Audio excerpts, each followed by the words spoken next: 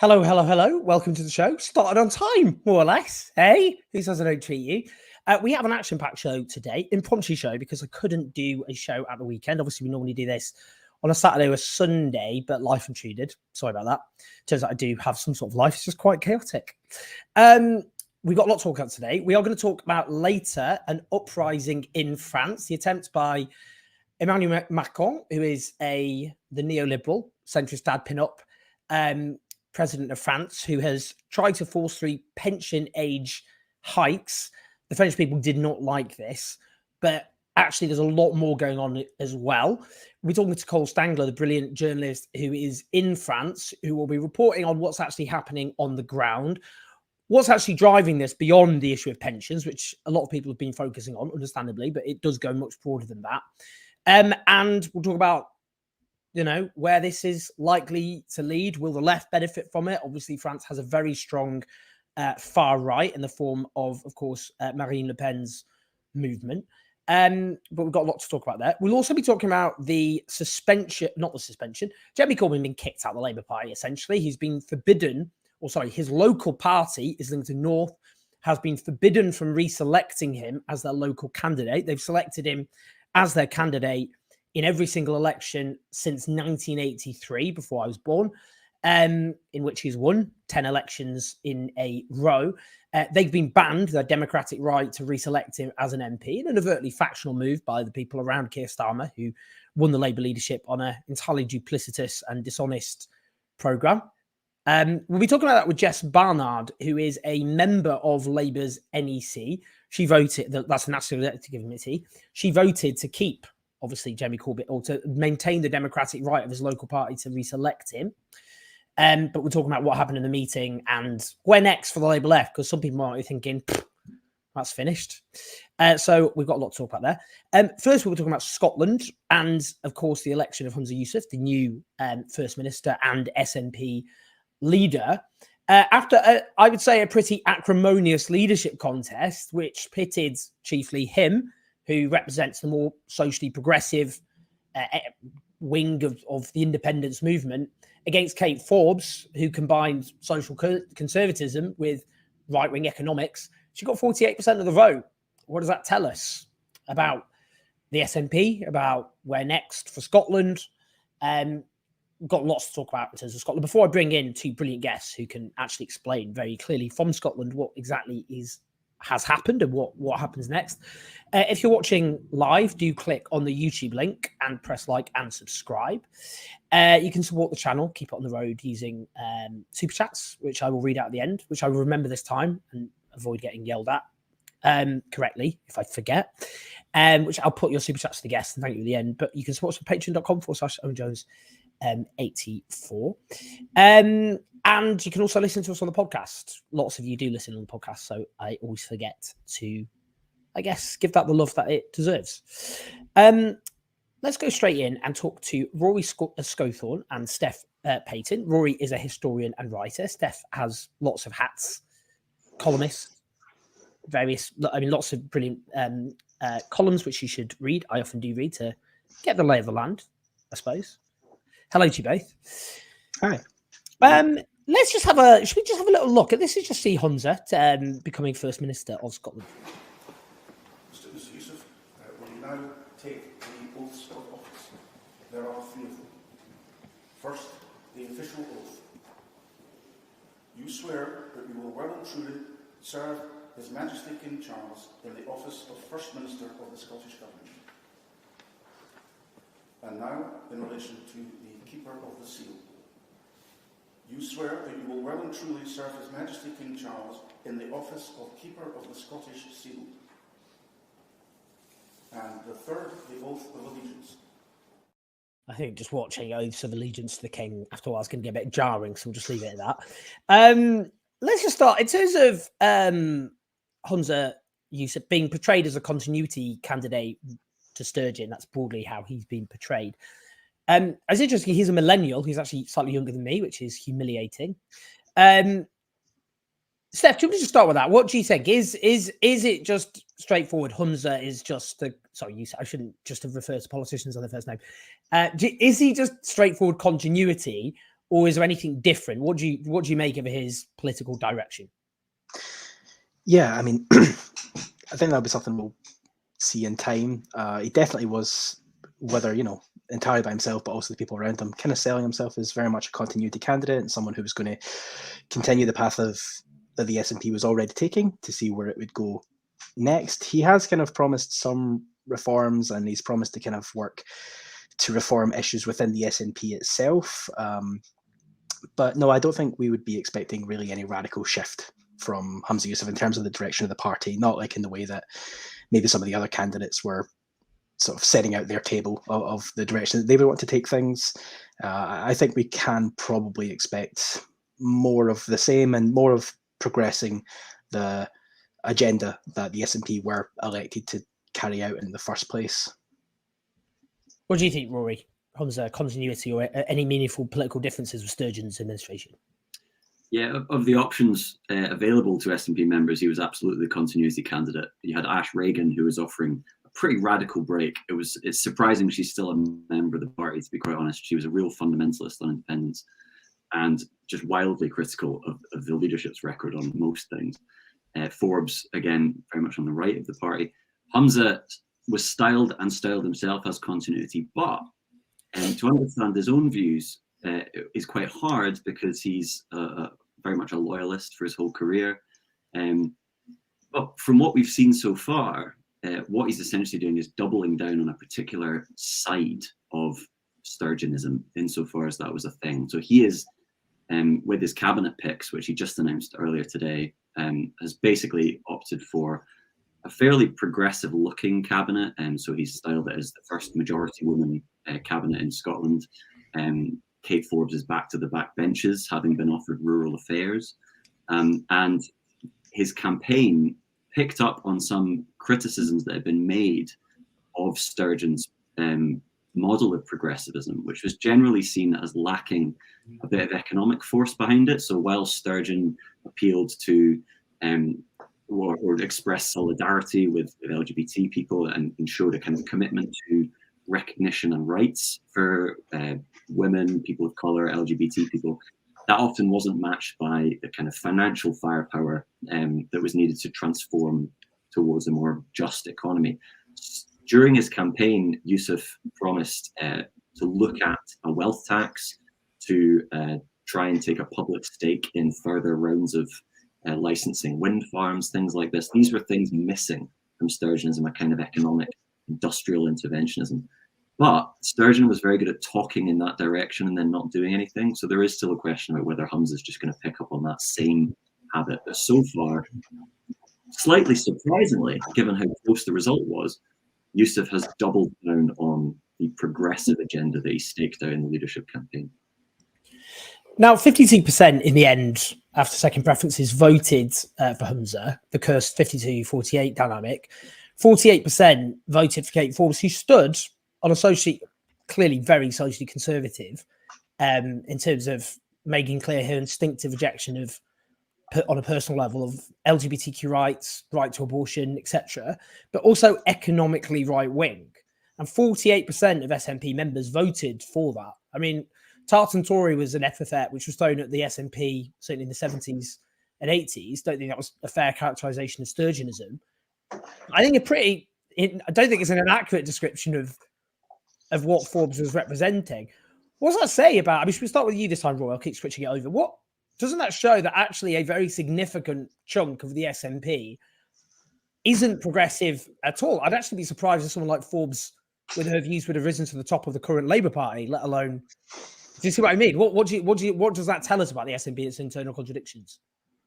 Well, it was almost like this thing bubbling up from the past, actually, this leadership campaign, because the SNP has always been split between these two sides. Historically, the SNP was a party of small town rural constituencies where people were quite socially conservative, quite authoritarian, but economically open-minded. So it was a kind of party of small town liberalism in a lot of ways. And there's a distinctive tradition of Highland liberalism in Scotland, which you absolutely see in Kate Forbes' politics. Now, that liberalism was always very closely connected to religion in parts of the Highlands and Forbes' faith. was obviously a big part of the election campaigns throughout. She's a member of the Free Church of Scotland, which is particularly socially conservative, even within Scottish Protestantism. And that came out very early in the campaign. But having got that out of the way, in a pretty damaging way, I would say, Forbes kind of admitting to all of her beliefs, she then managed to recover a bit with members who seemed, I would say, to be able to slightly put those things to one side. I wouldn't say that this was a ringing endorsement of Forbes's social conservatism. I would say that a lot of those people who voted for Forbes were doing so because she was picked up by the media as the most competent candidate who could sell the party to new voters. They were worried about Yousaf being such a loyalist to the previous leadership. And I think some of that 48% will have been quite socially conservative, no doubt.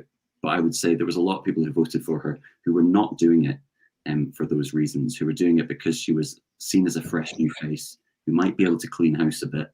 The more worrying thing was her economic prospectus being probably sincerely endorsed by quite a lot of those people, which is a right-wing one. I mean, she is a neoliberal in most respects. Her whole economic strategy document that she recently produced was just full of these hymns to the power of the entrepreneur, how we need to spread entrepreneurship across life.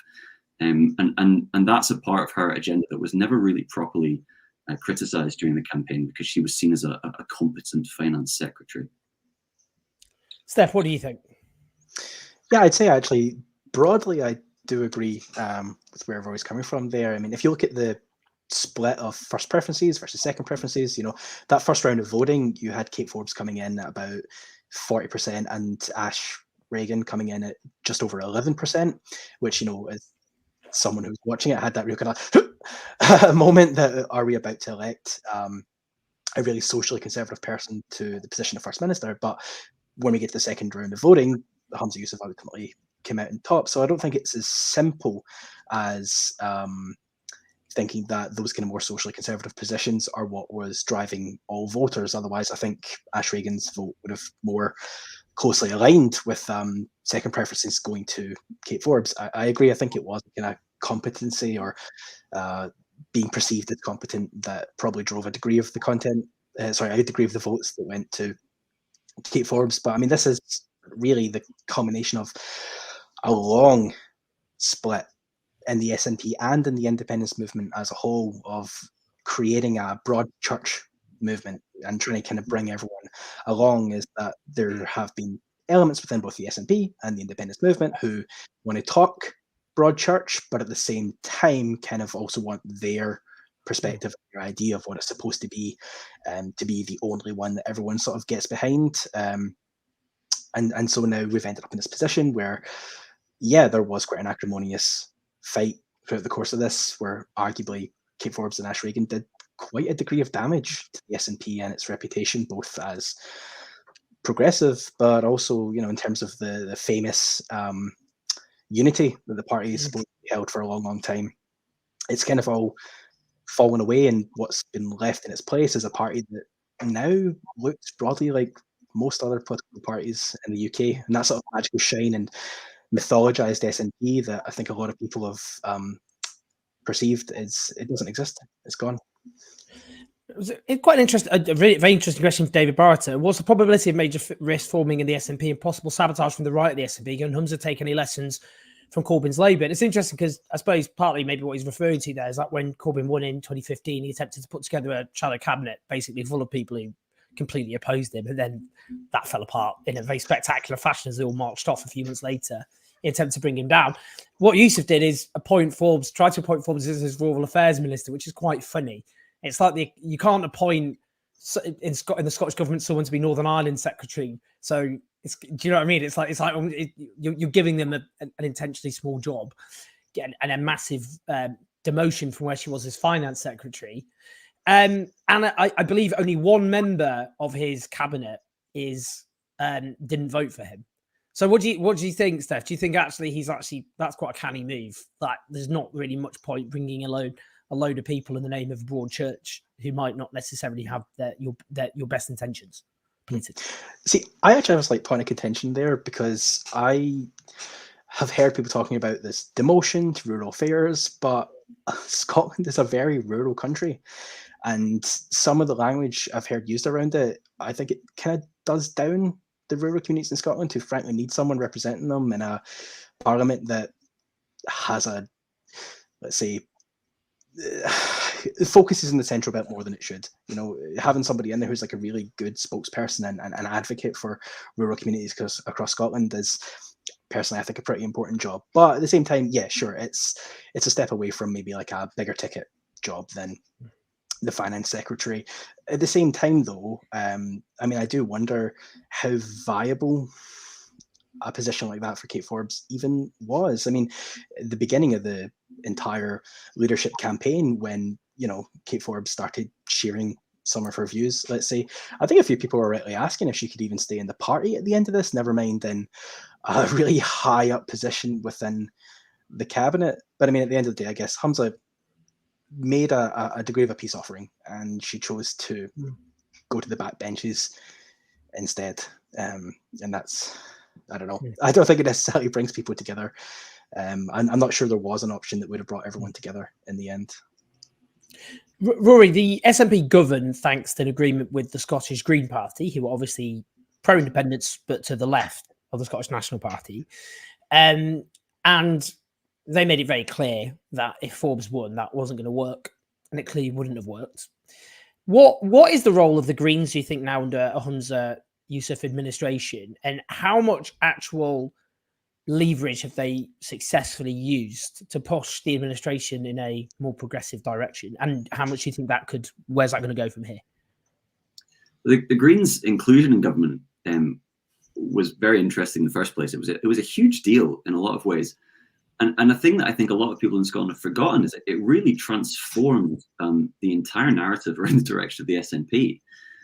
Right up until that election, just before the SNP brought the Greens in, before Sturgeon herself brought the Greens in, there was a lot of murmuring about the SNP kind of pitching to the right a little, starting to try and bring some more kind of centrist commentators on board to broaden their appeal on independence, to reach out to right-wingers and certainly on the economy, to reach out to the business community, certainly after COVID, when a lot of small businesses were very upset with them. And then they win an election and they go into government with the Greens, who are widely portrayed as hostile to the business community.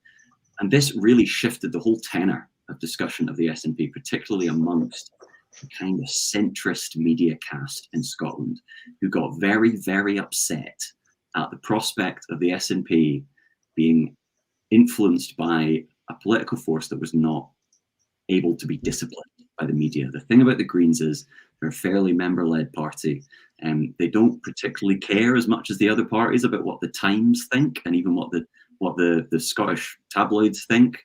And as a result of that, they've been wildly unpopular amongst those publications.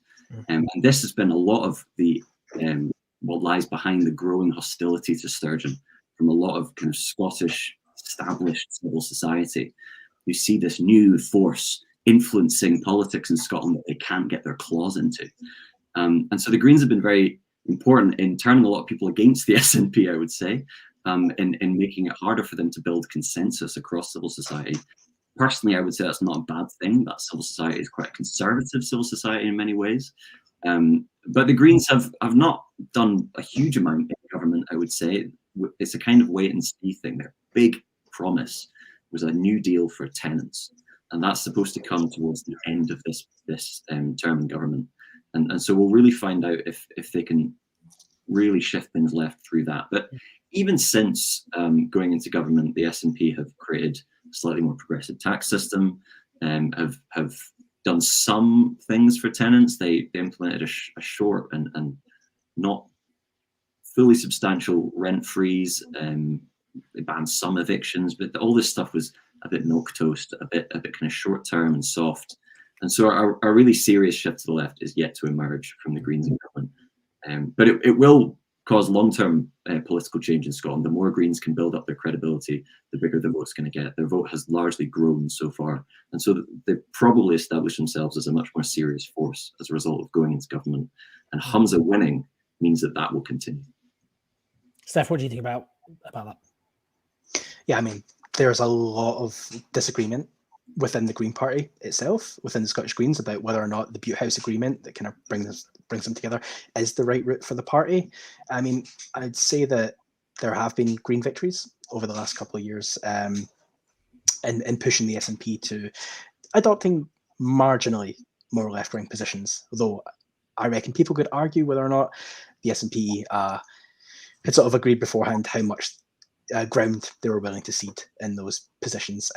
Obviously, one of the biggest ones, though, is gender recognition reform. You know, it's something the SNP had talked very left on, then never gone anywhere with, just kind of kept kicking the can down the road until the Scottish Green Party came in and became a really the driving force behind actually getting it over the line. And the fact that Humza Yousaf has now said that he is committed to challenging the UK government over its attempts to functionally block that reform, that's going to be something that's quite interesting to see play out. And it's also weirder that as a party of independence, the other two candidates were not willing to apparently challenge the UK government overstepping into devolved territories. But yeah, I think the fact that it is Humza who won and it is the Greens in power, it's going to have quite an interesting impact on the relationship between Scotland and Westminster for whatever comes next. But I mean, ultimately, yeah, I think Rory's right. The Greens have built their profile off of this. They're definitely going to have attracted a lot more support off of this, but it's definitely not a settled issue internally in the Green Party, where a lot of people have the concern that the Greens are maybe becoming a little bit like the Lib Dems when they went into coalition with the Conservatives, although admittedly they've not come anywhere close to giving away harsher austerity measures in exchange for a plastic bag charge. You know, it's like we're definitely not in that territory, but I think a lot of people do wish they would go further. Just finally, I'll just throw two final things together. Firstly, 2015, when the SNP won 56 out of 59 seats, and Scottish Labour was reduced to 1. That looked like the wheel of history had turned. It didn't just look like an election defeat for the Labour Party. So, is the Labour Party back in business in Scotland? And the other thing is has the forward march of independence halted? Is this now, or would you look at some of the underlying fundamentals? Younger people more likely to support independence will actually, the fundamentals are strong. What do you think, Rory, on those two things? Revival of Scottish Labour and forward march of independence halted, kind of interlinked a bit. Yeah, I think we're yet to see. It really depends how Yousaf does. I think he's in a really tough position. He is well known but not well liked, and that is a difficult position to be in for a politician just starting in the job he's in. He's not perceived across the country as particularly competent. He's had a lot of senior positions in cabinet as transport, then justice, then health secretary. He has not got a great reputation on the back of that. So he's building up from quite a low base. As a result of that, the SNP are likely to lose votes in the next election. It's going to be almost impossible for anyone to follow Nicola Sturgeon in terms of just maintaining that massive coalition. Those votes will not necessarily all go to Labour, or rather, some of them might go to Labour, but you never know how the Tories will do out of it as well. The SNP are now under pressure on two flanks: in rural Scotland, where Kate Forbes probably could have done quite well, but also in the Central Belt, where Labour will be able to win on a competency argument. I don't think Labour are going to be able to outflank Humza Yousaf on the left on very much. They would have been able to do that with Kate Forbes.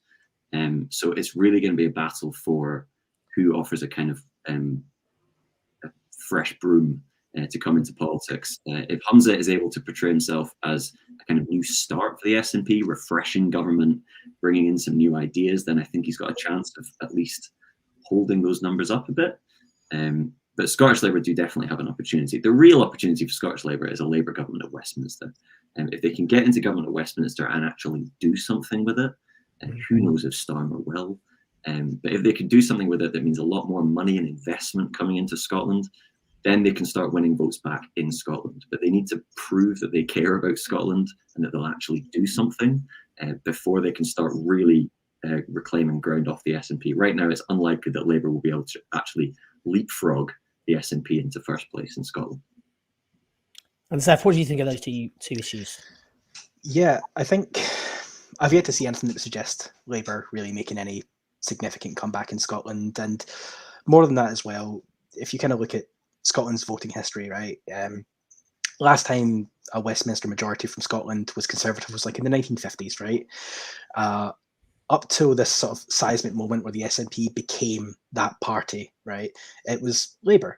And a lot of people felt at that time that Labour had abandoned them. There was a lot of hurt. I don't think that's gone. I think a lot of people still hold that feeling. It's not just about, oh, well, the SNP are collapsing, so I'll go back to Labour again. There's quite an emotional bond still with regards to going back to supporting Scottish Labour. The SNP, however, like we're kind of saying, is definitely going to be in a really difficult position. So it's hard to say where those votes will go. They might not go anywhere. People might just become disenfranchised again and go back to not supporting any political party in Scotland, which would be, a real shame. But that might just be the next outcome, is that we just see a drop in voter turnout. As for independence, none of the candidates going into this campaign had a route to independence. Nobody has a route to independence, and any of the candidates who were selling it were saying that to try and build support. Like, the fact is that we are kind of stuck right now, where support is sitting around 50%, slightly above, slightly below. It just kind of keeps bouncing back and forth, and the UK government are functionally vetoing any opportunity to pursue a legal referendum. And so, yeah, I don't know what the route to that is either, but at the moment, there's no clear path. Both of you, really, really great stuff. Great analysis, lots of insight, lots of things for people to think about. So honestly, really, really appreciate it, both Rory and Steph. Do you follow both of them on social media? We just get loads of insights for free. So, but thanks, guys. Really appreciate it at such short notice, and speak to you both soon. Cool. Thank you. Thanks. Okay, bye-bye. Great stuff from both of them. We will be talking, of course, about France shortly. We have the brilliant Cole Stangler live from France to talk us through the tumult taking place across the channel. But first, we're going to talk about the decision to bar Jeremy Corbyn's local constituency Labour Party from reselecting him as their candidate. And we have the brilliant Jess Barnard, who is an elected member of the National Executive Committee. Haven't purged her yet, so I don't want to give them ideas, Jess. Shouldn't joke about these things. Genuinely. Yeah, they're making a list and they're checking it twice. Yeah. Enough about the ice pick brigade for now. Yeah, Jess, so look, you were at the National Executive Committee where it passed 22-12 against, I mean, you have to think, this is quite astonishing, the former leader of the Labour Party, who was elected in 2 leadership elections. And it should just be noted, firstly, what the text said, because the text basically said because he got defeated in the 2019 general election, didn't talk about anything else, didn't talk about the HRC anti-Semitism. It spoke about he did badly in 2019 and that he would be an electoral liability in the next election. Should be noted, he got a higher share of the vote in 2019, let alone 2017, when Labour got 40%, but in 2019 than Neil Kinnock did in 1987, than Ed Miliband did in 2015, and Gordon Brown did in 2010. Less seats because of first past the post and the loss of Scotland in 2015. But the point I'm making is they haven't kicked out other leaders of the Labour Party for losing elections before, but that was what was presented to you, wasn't it, as an NEC member? Yeah, that was the wording presented to us, and you're right to raise all of the points you have, because those were many of the points that we were making in the room at the time. And I think it's clear for everybody to see that this move to essentially ban Jeremy Corbyn from standing as a Labour MP and ban the local members from having the right to decide their own candidate into the upcoming general election is probably one of the most deeply factional and undemocratic and pretty dangerous moves that we've ever seen by a Labour leader. And I really don't think that anyone should be dismissing this as a one-off or kind of brushing this under the carpet, because I think you can bet that this will be used again. This sets a really dangerous precedent of the leader of the Labour Party deciding he doesn't like a potential candidate and deciding to interfere with what should be a democratic process. And I feel really, really sorry for, in particular, the community of Islington North, because they've got these reporters just constantly hanging around, hounding their local MP. But they've had an MP that they really like, that they've returned to Parliament 10 times, and now some guy, Keir Starmer, is trying to basically start a factional war in their backyard. It's appalling, and it's just an appalling way to treat, what is a community of really loyal Labour voters who have been voting Labour for decades. I mean, what you raise is obviously incontrovertible, can't really be denied on democratic grounds. Just preventing a local party from reselecting its candidate, I think, speaks for itself. And it should be actually, I wonder what some of them would think about this. That local party actually voted for Keir Starmer, or nominated Keir Starmer for Labour leader back in 2020. So I bet some of those up in arms in that local party voted for Keir Starmer in 2020. And it is worth reflecting on who that Keir Starmer was, because in 2020, after the election defeat, so it mentions the basis is the election defeat in 2019. After that election defeat, Keir Starmer repeatedly called Jeremy Corbyn his friend, repeatedly denounced the media in that leadership contest for demonising Jeremy Corbyn, and he thanks Jeremy Corbyn for leading Labour through some very difficult times, in his own words, and for energising our movement. I'm using Keir Starmer's words. It's just in terms of being two-faced. Has there ever been a more? I mean, I need to be careful with you because I don't want you being kicked out of the Labour Party. But I mean, it's absolutely astonishing on every level. I think it's fair to say he is completely unrecognisable from the man who kind of pitched up in front of Labour members during the leadership campaign. I don't think one of his 10 pledges have sort of survived the transformation we've seen. And the promise of unity, it just could not look more disingenuous, if he tried at this point, because there's been so many maneuvers, and particularly this latest one, which just shows that there is zero intention to maintain this kind of broad church Labour Party that we hear so much about. And I think the truth of the matter, this is about more than just Jeremy. And I think it is important to note, the impact on Jeremy and how deeply uncomfortable it is to see, a good man hounded in this way. But I think the truth is he represents the kind of politics that Keir is not comfortable with. He's inspiring. He's a socialist. His politics is most often formed from a place of compassion. And, he's not perfect, but he does represent the kind of politics that inspired millions of people in a way that Keir can't do. And I think this move kind of shows Keir to be quite maybe uncomfortable with that and a little bit petty, to be honest. I mean, it is striking as well that, whatever we think about Keir Starmer, who, I mean, I think it is worth just emphasising the dishonesty of his leadership campaign, because much of the media hasn't made that point. And I think the reason they've done that is because they regard the left as illegitimate political actors who much of the media, from centrist to right, are united in loathing. And they think it's good politics. It doesn't matter. They know it's lying and cheating. But if it was centrists on the receiving end of that, they'd be crying blue murder. They'd be like, this is absolutely outrageous. How could he? And a lot of liberals who clutch their pearls correctly about people like Boris Johnson being dishonest. But when it comes to the left being battered through lying and cheating, I mean, it's just astonishing, isn't it? Because it is such an overt onslaught on democracy. But being in the NEC meeting and the media coverage, I don't know. What do you think? You're completely right, and I think what is frustrating is, I get quite a lot of media requests around about these times, and whenever you go into those spaces, the number one thing that you're pushed on is to say, well, will you be supporting Jeremy Corbyn if he stands as an independent?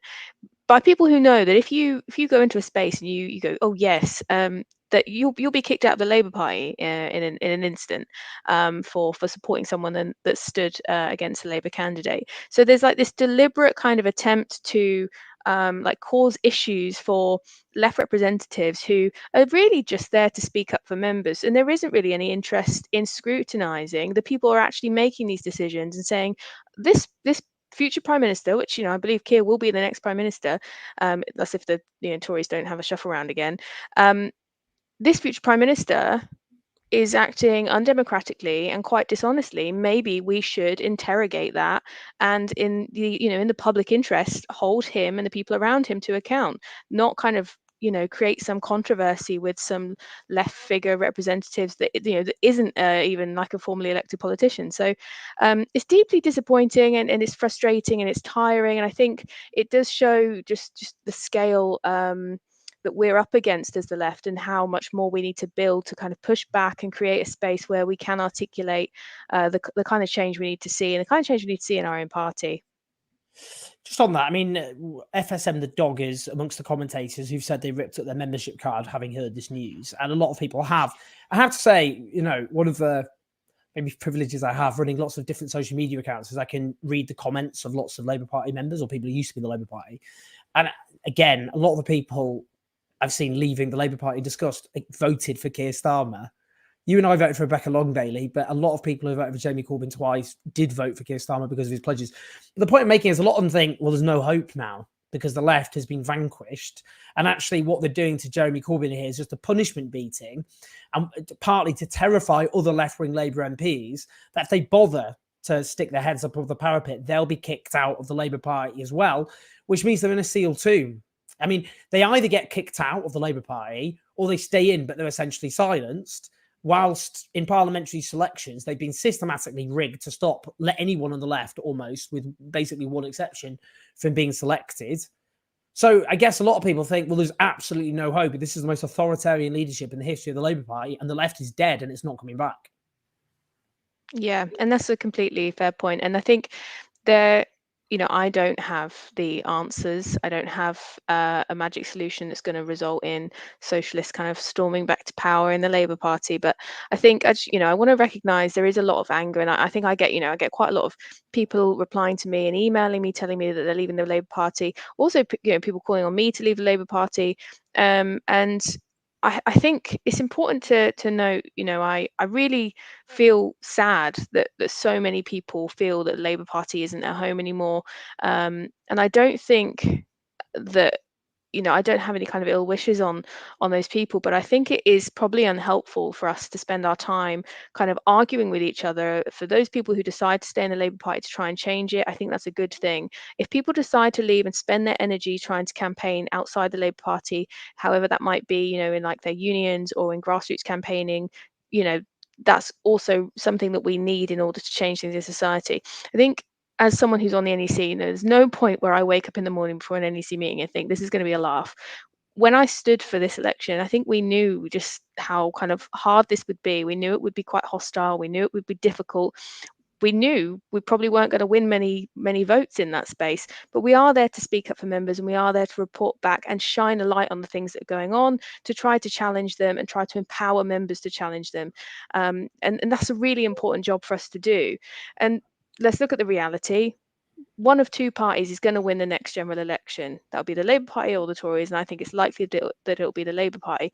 And I joined the Labour Party because I believe it's the route to achieving real change in our society, and I still do believe that. But we have to be in that to change that. And I think it's Richard Bergen who's always saying, things change very quickly in politics. Things do change very quickly in politics. I don't believe that Keir Starmer is going to be the leader of Labour Party for all eternity, but we need to be ready for when things do change. But that I think is important to say. Like, there's a lot of people who say, stay and fight, or don't give them what they want by leaving. And I know that isn't enough. I think it's if people feel that they can't give their energy to it anymore, then I just would encourage them to, join the trade union, organise their workplaces, and make sure that when there is a Labour government, we have a grassroots movement and a trade union movement that's just as strong to kind of keep the pressure on that Labour government to deliver the change that we need to see.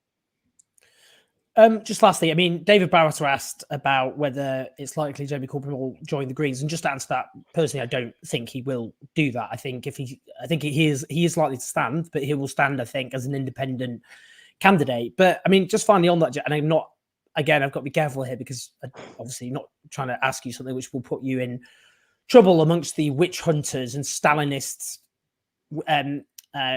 ice pickers. I have to say, just firstly on that, by the way, I just want to say something about these people. Because I've been around the Labour Party all too long, I have to say, and I have got the grey hairs to show it.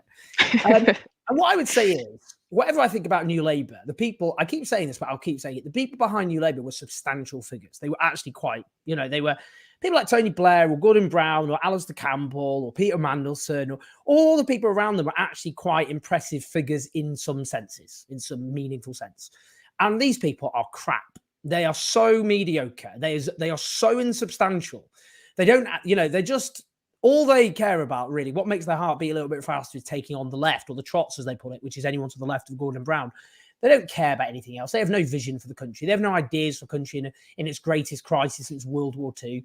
It's just embarrassing watching these little minnows, these useless, charmless, principle-free, in many cases, just weirdos in charge of a Labour Party, and obviously winning by default because the Labour's self-immolated. But anyway, I just want to get out of my system. In terms of Jeremy Corbyn standing, though, what is going to happen now is a lot of people are going to go and campaign for him, and it's going to be used to purge the Labour Party, surely. Yeah, absolutely. And I think it's important people are informed about their decisions, and should Jeremy stand, I don't know if he will, but should he stand as an independent or otherwise, everyone that goes to campaign for him, I think it's really clear the Labour Party will cancel, will end their membership because they'll consider that a breach of the rules, which is supporting someone who isn't a Labour candidate. I think that is really, really sad. It will result in us losing many members. I know of many members who intend to go and campaign for him. It's really, really sad. It's a situation we should never, ever put our members in. And yeah, that will be the next kind of attack on the left, I guess. But I think it's important that people do what they if they decide to do that, then they do so knowing the consequences of that, and knowing that will be the action the party takes. I really, really hope that there is some sort of overturning of this decision. I really hope that they reconsider it. I think that's unlikely, to be honest, because as far as we've seen, there's been no effort to build bridges or to consider the impact of all this on members. So I think it's a really deeply sad and worrying time for the Labour Party. It's not a good time for the left. We have to be honest about that. So it's really important now more than ever that we rebuild in our communities, in our unions, in any spaces that we can campaign on issues we care about, keep the pressure on to Keir where we know that he's going to probably let us down and not go far enough. Jess, brilliant stuff as ever. Really, really appreciated your insight, and you were someone who obviously voted on the NEC to keep the right of Jeremy Corbyn's party to reselect him, which I think is a position which will be vindicated by history. The people at the top of the Labour Party, I'm sure they're enjoying the way up, but the way down, I don't think it's going to be quite as enjoyable for them. Take care of yourself, and I'll speak to you soon. Thanks, Owen. Just take care. Bye. Before I bring in, brilliant stuff as ever from Jess. Before I bring in a next final guest to talk about France, I just noticed Tad Cantwell asked, and I need to say sorry to Tad Cantwell because I did not read out your question last time because I'm a terrible person. Could the loss of young enthusiastic canvassers potentially make the Labour vote less than expected and maybe return more MPs from other parties? I do think it's interesting. Obviously, I do think Labour have a very, very good chance of doing very well at the next election, just because no government in British democratic history has self-immolated as thoroughly as the Conservative have. So I think they're likely to win by default. But obviously, they do rely on people to come out and knock on doors for them. And I'm sure they do have some angry agro-centrist trolls who are very enthusiastic about Keir Starmer. Someone's got to be. But obviously, I don't think they're going to get, the same enthusiastic force that, for example, in 2017, spurred on the biggest increase in vote share for Labour since 1945. Not enough to win. Don't need to be corrected on that one. But obviously, it was a big step in the right direction. I think they'll still do very, very well just because the Tories have done such a thorough job in destroying themselves. But I doubt they will have lots of enthusiastic canvassers from younger generations, certainly. Right. France is in the middle of tumult, an expression which, to be set fair, has been said quite a lot in its history. Let's just have a little look.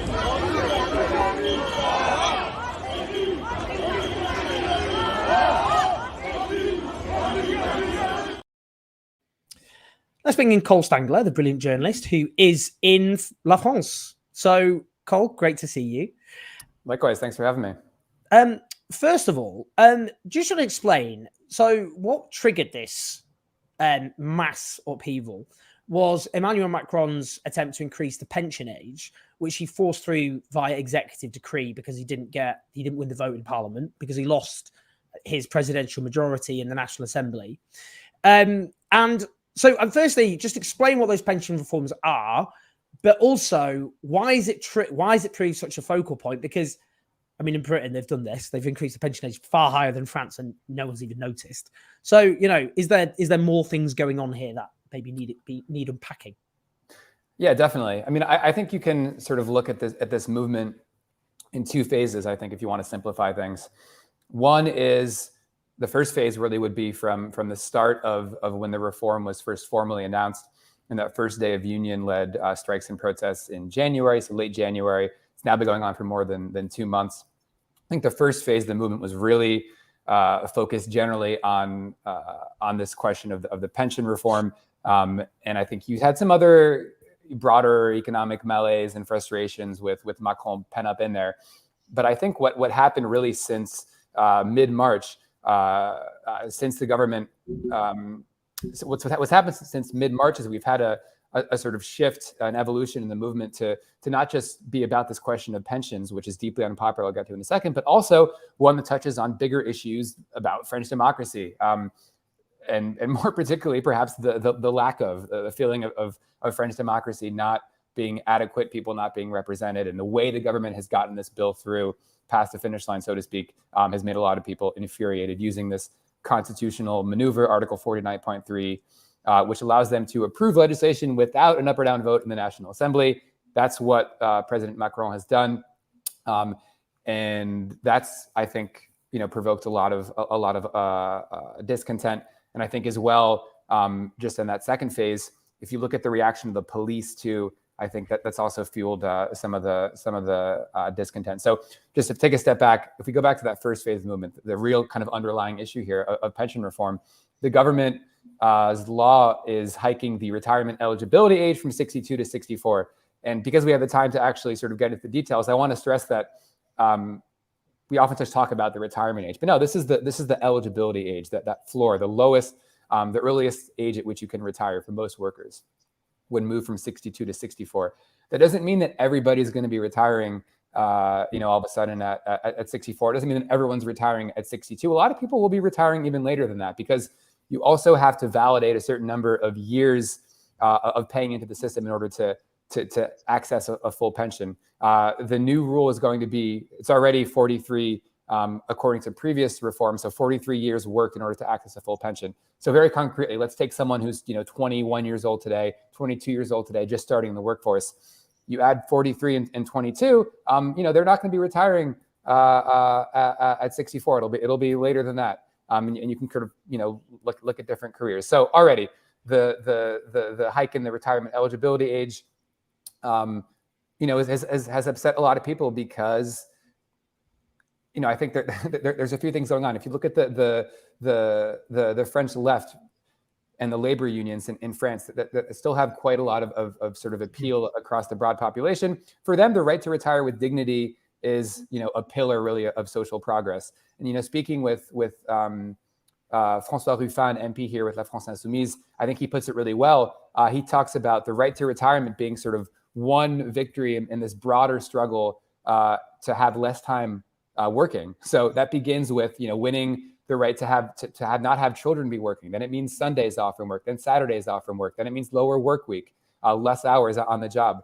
Then it means having retirement. Then it means lowering the retirement age. So for them, for the left, this is sort of a historical battle. So I'm, mentioning a few different things here, but I think really a good way to think about it is that first phase really focused on the actual issue, that hike in the retirement eligibility age, and then a new phase that I think has really started with the way that Macron has, gotten this bill approved. Maybe we can get into that more. Yeah, I mean, it's interesting when you look at the polling, by the way. It's quite striking because it shows actually originally there was more sympathy for hiking the pension age than not.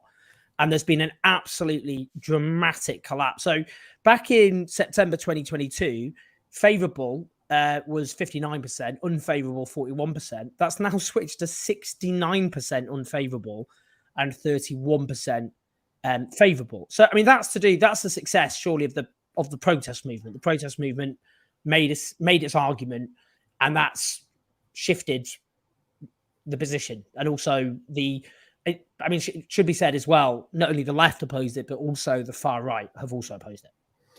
Yeah, the far right have opposed it, but they haven't really done anything about it. I mean, if you go to these demonstrations, the far right are not present. That's not an exaggeration. They're just not there.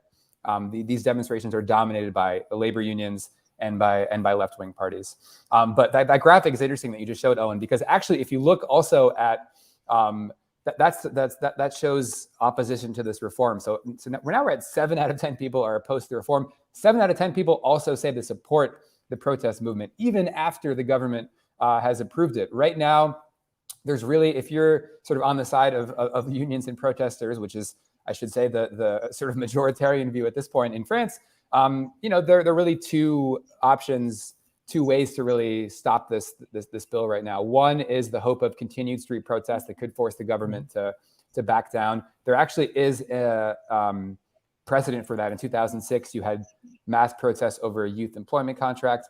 One of Macron's predecessors, Jacques Chirac, who perhaps is maybe a wiser statesman, just listening to you speak about some of the Labour Party leaders, you have to give Chirac credit for at least being something of a statesman and perhaps understanding the mood of the country. Chirac, at that time, who was president, understood that maybe this was not the right time to let this bill get approved.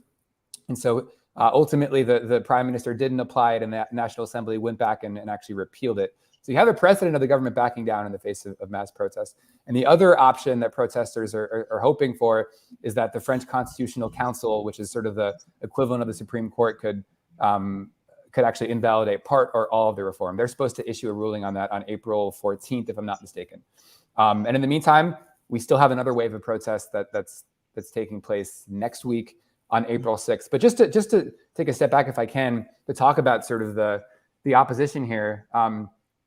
One of the things that's striking is that I think for a lot of people, if you talk to people at these demonstrations, and it was definitely sort of present yesterday when I was speaking with younger people, there's a lot of young people, a lot of students, because for them, this isn't just about retirement. It's about, they see the government approving this bill, without a democratic mandate, ignoring unions, ignoring protests, using this arcane constitutional measure.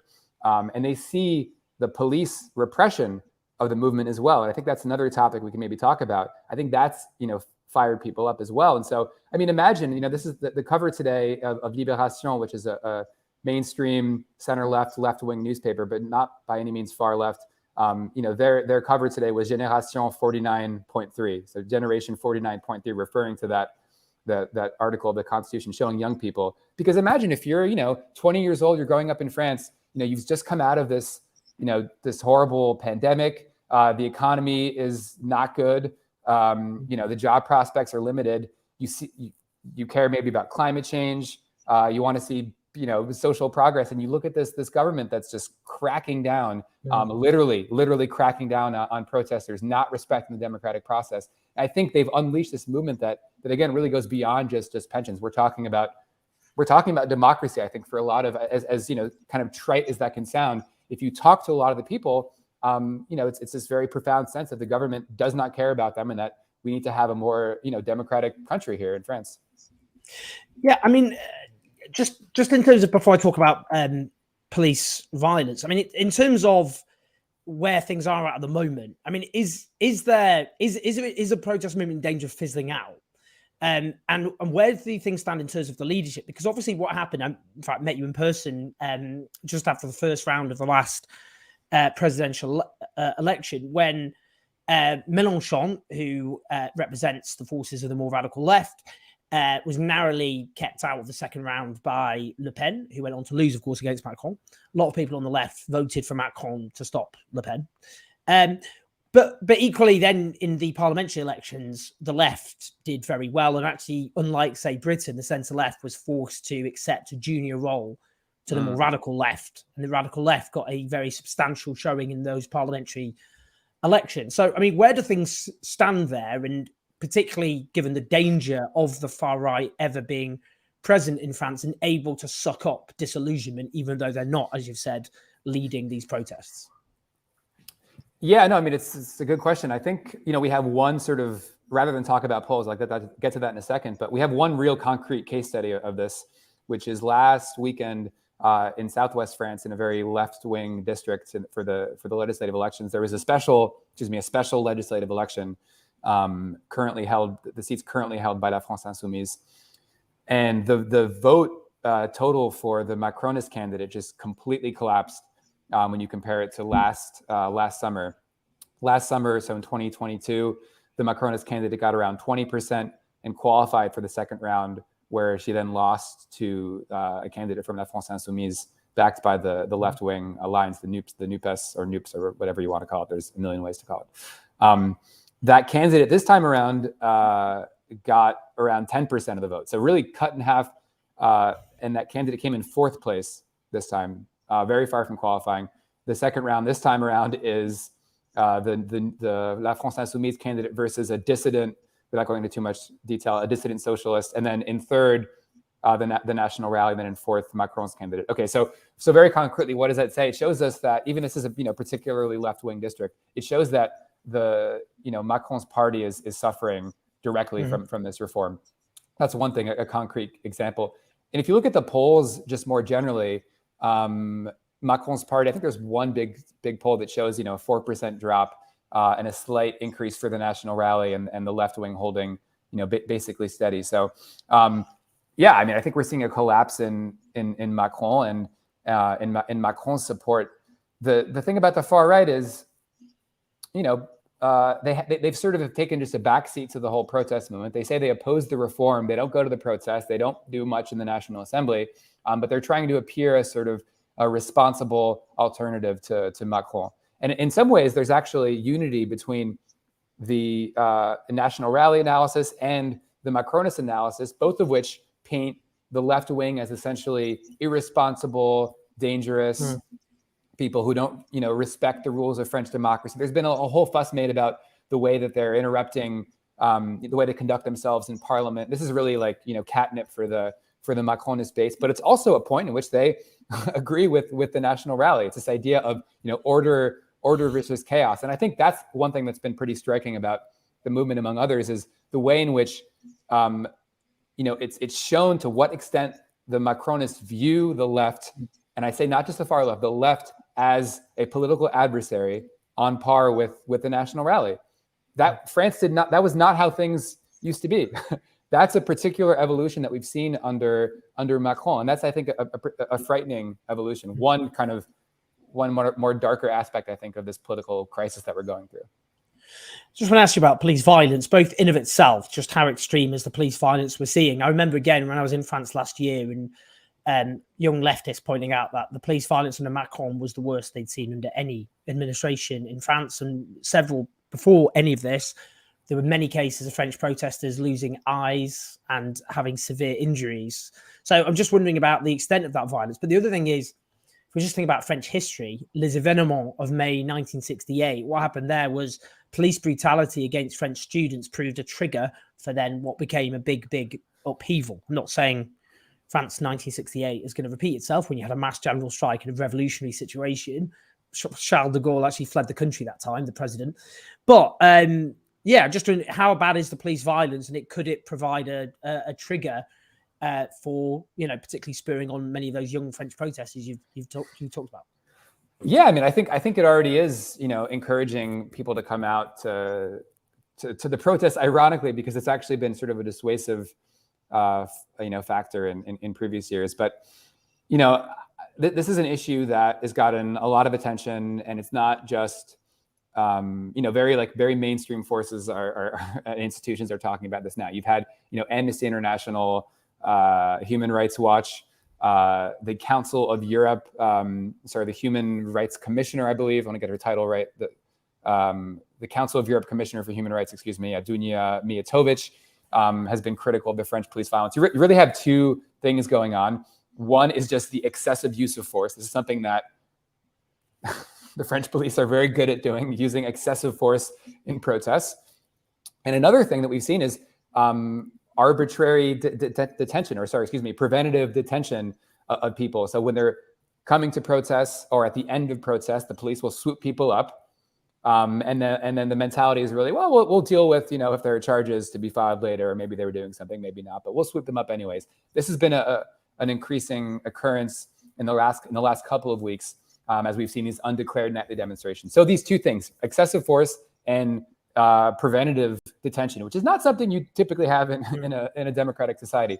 And there's sort of one event in particular that I think is really, there's a lot of things, but maybe one thing just to focus on for the people that are watching and listening, is you had a protest take place in Southwest France over a planned reservoir for the agricultural industry. A lot of environmental protesters showed up, and a huge police presence, was also there, and injured, I think, around 200 demonstrators, one person in critical condition, severely critical condition. And you have the interior minister also. We've had now recordings emerge that show that the government, emergency medical personnel could not intervene on the scene because they were being blocked from accessing it because of the police. So I think that has been particularly, shocking for a lot of people. And then if you look at the protests, there's a particular police unit, the Brave M, which have a very almost totalitarian sounding name when you translate it into English. These sort of mobile, they repress violent action, motorized violent action repression brigade. And these people, go around on motorcycles and can quickly, hurt people. And I think that's something that people have been criticizing a lot as well. I could go down the list of all the different things. Maybe one last thing I'll say, because I think it's important to point out the French Interior Minister lied about this. That protest I was mentioning in Southwest France, he said that there were not military grade weapons that were being used. That's a lie. He's pretty good at doing that these days. In fact, if you look at actually, as journalists then went out and looked at the grenades that were being used, and they actually literally are classified as military grade weapons according to the French government. So I think this is inflaming, public opinion as well. All these little sort of micro incidents, and sometimes not so micro incidents. So it's definitely part of the discontent.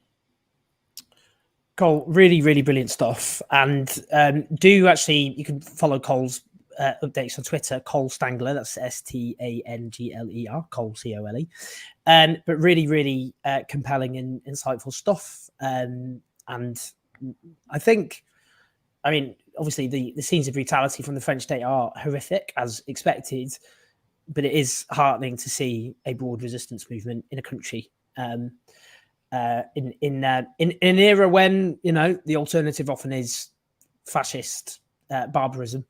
There's a focal point for discontent and disillusionment, which I think France has a great history, but I hate the essentialist view of French culture. It's the French who resist and fight, when actually in British history, there's a long tradition of dissent and struggle, and indeed in the United States, which is often intentionally suppressed. But Cole, that was brilliant stuff. Really, really appreciate it. And I will speak to you soon. Great. Thanks so much for having me. Take care. See you in a bit. Really brilliant stuff as ever from Cole. Actually, if you were to check out, I did a documentary on what happened in the French elections last year. If you just type in on my channel, I don't know what I called it. Something France Far Right or something. Anyway, you can find it. Before I finish, we've got obviously throughout the week interviews and videos as always. I just want to do a quick mention of Paul O'Grady, the very I don't know how to describe Paul really. He was such in my own childhood, sort of loomed so large. I think one of the few gay figures I can think of who it was kind of okay for people in the playground to think was funny is Lily Savage, which is quite an achievement in quite a homophobic period, I would say. I had the good fortune of meeting him once. Got a little photo. Why not show you? There I am, looking much younger than I am now. But when I met him, I was, one of the few figures I've met. I was actually starstruck when I met him. So witty, had no pretensions about him of any description. Very chatty, scouser, and yeah, he's just full of humanity and full of heart. It was a big big honour to have met him. And I know from people who obviously know infinitely better than me that wasn't a show. That's who he really, really was. So I just wanted to end, actually, with a clip from Paul O'Grady socking it to the Conservatives. The footage is a bit grainy, but you can hear what he's saying, unless you're obviously listening on the podcast. But just I will sign off with Paul O'Grady. As ever, do like and subscribe and support us on patreon.com/OJS84 if you can. But only if you can. And I will see you tomorrow in the form of some video rant or other. But otherwise, thanks to all the brilliant guests today. Thank you for tuning in or listening if you're listening on the podcast. And lots of love. I'll see you in a bit. Talking of nets, George Osborne, what do we think? Is it up or is it down? Do you know what? I'd sooner have Ozzy Osbourne as Chancellor. I tell you what, because at least with Ozzy, the only cuts made would be the effing and blinding from his speech, that's all. Do you know what got my back up? Oh, those Tories whooping and hollering when they heard about the cuts. Did you see them? All in the background. Do you watch telly or politics, you lot? But ain't X Factor, no. I can interested. No, they were, they annoyed me. They're all, yay! Every time I was going to scrap the pension, yay! No more wheelchairs, yay! Bastards.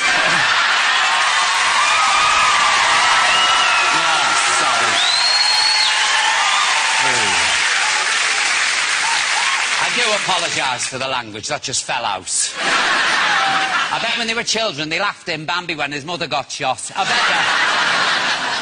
In the words of the old music hall song, folks, it's the same the old world over. It's the poor what gets the blame. All together, it's the rich what gets the pleasure. Pine and old are bleeding shame. I tell you what.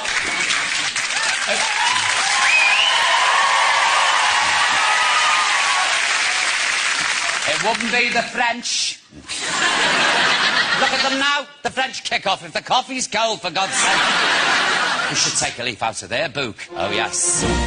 We should take to the streets. We should be vocal in our fight against oppression. We should let... Oh, shit. We should let them know